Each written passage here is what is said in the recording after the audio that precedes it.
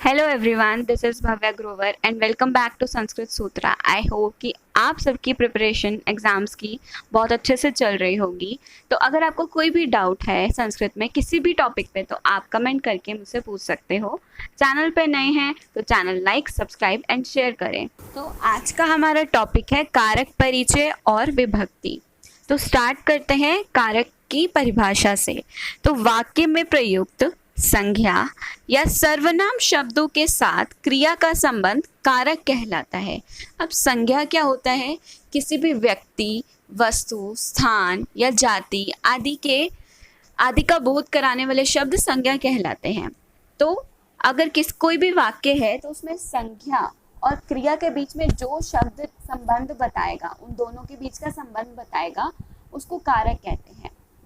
जैसे राम पाठ को पढ़ता है। अब यहाँ पर राम जो है वो संज्ञा है और पढ़ना क्या है? क्रिया है। तो इन दोनों के बीच का संबंध कौन बता रहा है? पाठ को। तो पाठ को जो होगा हमारा कारक होगा। अब जैसे एक और वाक्य है कि बालक गेंद से खेलता है। अब यहाँ बालक शब्द जो है वो संज्ञा है और खेलना क्रिया। तो इन दोनों के बीच का संबंध कौन बता रहा है? गेंद से। तो गेंद से जो होगा वो कारक होगा। अगली परिभाषा है विभक्ति की। संस्कृत व्याकरण के अनुसार शब्द में लगने वाला वह प्रत्यय जिससे उस शब्द का कारक, लिंग तथा वचन जाना जाता है, उसे विभक्ति कहते हैं।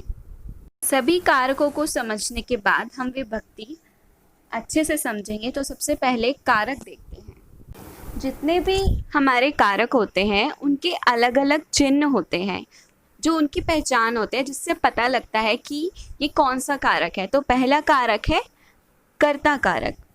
कर्ता कारक में कर्ता क्या होता है? कर्ता मतलब काम करने वाला। तो जहाँ पे भी कोई काम कर रहा होगा वो कर्ता कारक होगा। इसका चिन्ह होता है ने और विभक्ति है प्रथमा। जैसे गीता हंसती है। अब कौन हंस रहा है? गीता हंस रही है। तो गीता जो होगा वो काम करने वाला संज्ञा होगी, काम करने वाला शब्द होगा। या फिर गीता ने हंसा। अब गीता ने हंसा, यहाँ पे चिन्ह ने है। तो आप इससे पहचान करोगे कि ने जो भी चिन्ह होता है वो कर्ता कारक होता है। तो गीता हंसती है, इसमें गीता में कौन सा कारक लगेगा? कर्ता कारक। अगला कारक है हमारा कर्म कारक। तो कर्म कारक क्या होता है? जिस पर काम का प्रभाव पड़े। मतलब वाक्य में जो भी क्रिया है, जो भी क्रिया हो रही है, उसका प्रभाव जिस पर पड़ता है वो कर्म कारक कहलाता है। इसका चिन्ह को होता है और विभक्ति द्वितीया।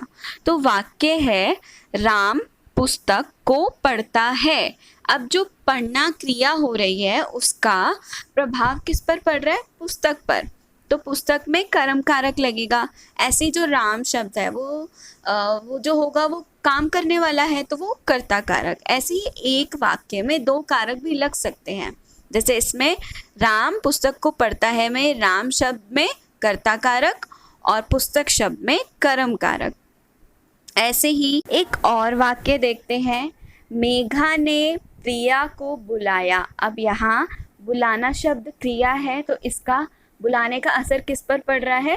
प्रिया पर। तो प्रिया शब्द में कर्म कारक लगेगा।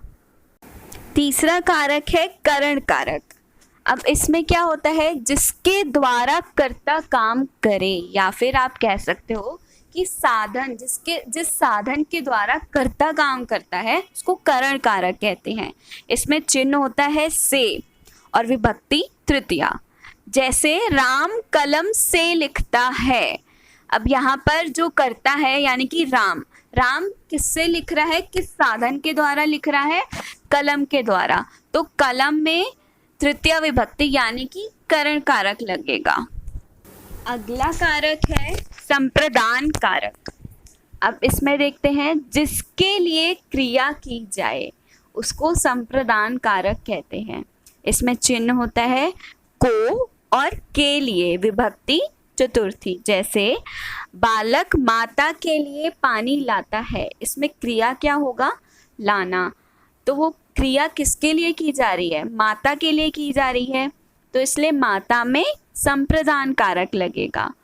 तो आप चिन्ह से पहचान सकते हैं कि कौन सा कारक है। जैसे के लिए शब्द, के लिए चिन्ह है तो के लिए चिन्ह संप्रदान कारक में आता है।